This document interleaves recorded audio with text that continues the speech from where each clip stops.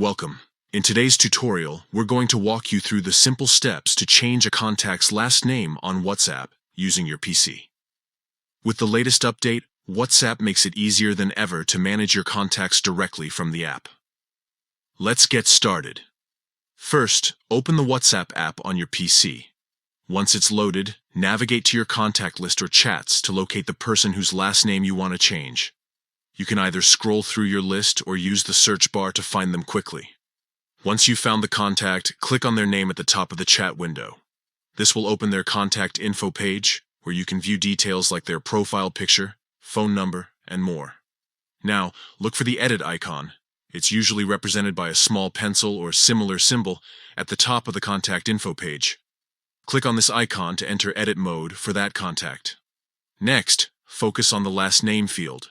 Delete the existing last name and type in the new one you want to assign.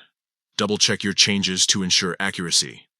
Finally, click on the Save button to confirm the update. Once saved, the new last name will appear in your WhatsApp contact list and chats. And that's it. You've successfully updated a contact's last name on WhatsApp using your PC. If you have any questions or need further assistance, feel free to explore WhatsApp's help section or leave a comment below this video. Thank you for watching.